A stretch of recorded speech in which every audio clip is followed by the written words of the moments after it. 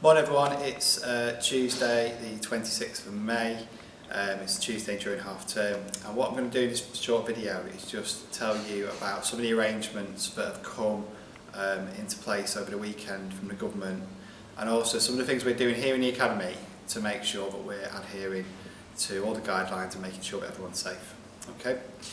So first of all, I sent out a really detailed letter on Friday which detailed our plan for reopening. Now, as I said in that letter, we did initially plan to open on June the 1st. Okay, and that's a big date that all schools are working towards. However, we felt that in the absence of any government guidance, we needed to put that back a week.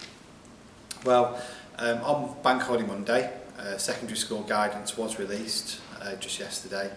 And in that guidance it says really clearly that secondary schools are not to open until June the 15th at the earliest. So what we're going to do is we are going to open at the earliest opportunity that we can do, because we already had a plan in place. And we'll be opening the same way for that first week initially. So we've got a plan, we've got a group of 30 students who we really want to touch base with, because for one reason or another they haven't been able to complete the work that's been set. So we're a little bit worried about that group. What we'll then quickly start to do is make sure that most students in Year 10 have the opportunity to come into the school over the next week or two after that. And then certainly by July we'll have a full group of students who should have been in the Academy a whole year of Year 10. Okay? Now that's really important because it means that the bulk of the learning is still online. Okay? So for Year 7, 8 and 9, it is highly unlikely that you will come back into the Academy unless you're a child of a key worker or classed as vulnerable until September. So it's really important that you get on board with the learning that's online. Okay, I can't emphasise that enough, and that was really emphasised in my letter on Friday. So what we're going to do now is I'm going to take you around the Academy just so you can start to see about some of the changes which have happened over the last couple of weeks, as we've started to make sure that this is as safe as we can be initially for those Year 10 students, and then we'll just have to wait because some of it may be adapted for everybody else when you come back in September. So the first thing is social distancing, and you'll notice on the floor we've got these markings, okay, and they're 2 metres apart, and they go all around the Academy, all through all the corridors on the ground floor and the first floor at the moment. And there's quite a lot of signs around the Academy to say that you need to stay 2 metres apart. So anyone who's coming into the Academy can clearly see that they need to stay a safe distance away in order to make sure that there's no transmission. Other things we're taking on board around social distancing is we're having staggered starts to the day when students are coming in. So the initial group are coming in, one group at 9, one group at 10, one group at 11. And that should sort of space people out as well. We're really fortunate here that we do have some very spacious accommodation. So we do have wide corridors in quite a lot of the places. We do have some bigger rooms. So actually, if any academy is actually going to be able to do this in as safe way as possible, it's going to be us. And we're really fortunate for that to be part of this building. Okay. Same arrangements for 2 metres all around the Academy. They're in the dining room, canteen, etc. And they're also in classrooms, which is where we're going to take you to one now. Okay.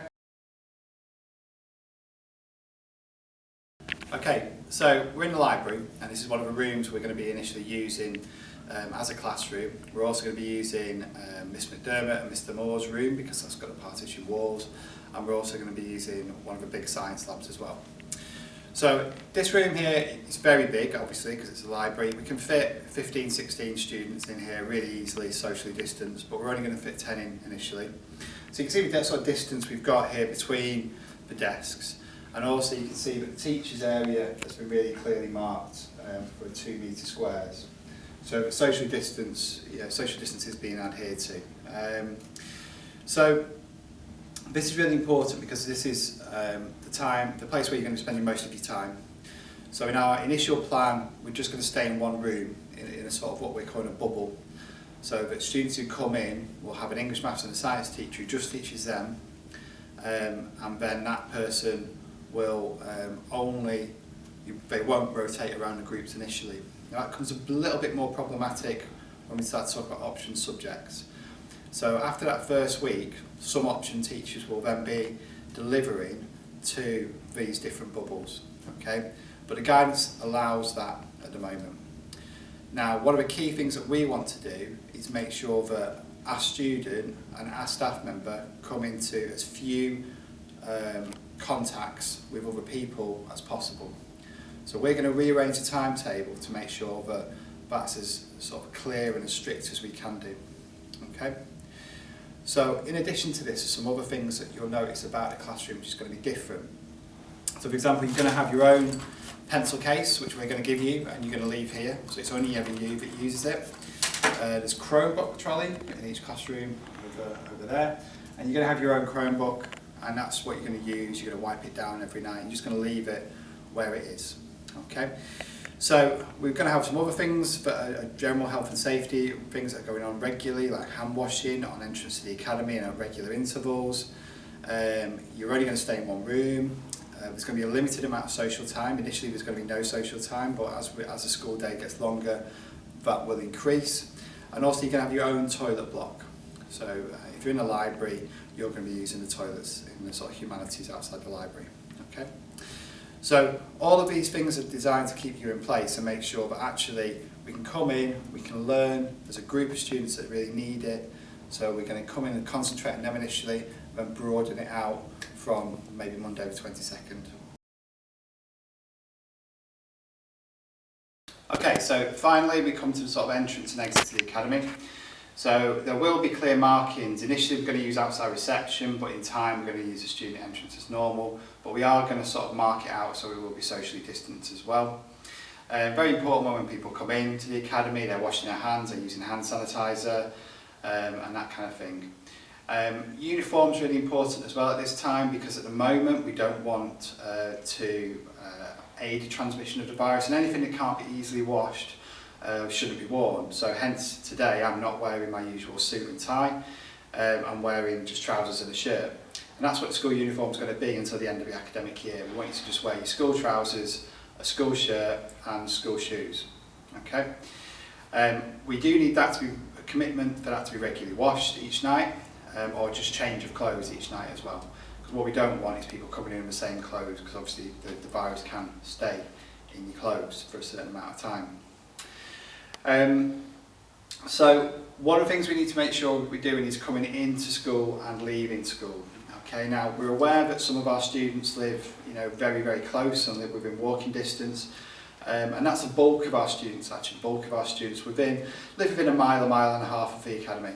However, there are groups of students who live a bit further afield. There are groups of students who get the school bus, for example, so the school bus won't be running at this time. And also, really importantly, there's a really clear message from the government that students are to be really encouraged not to use public transport. So we really need sort of personal arrangements to be talked about and discussed with your family, and look at alternative arrangements for students coming into school. Can you get on a bike? Can you ride? Can you walk to school? Can you arrange somebody to give them a lift who's still in that sort of family bubble?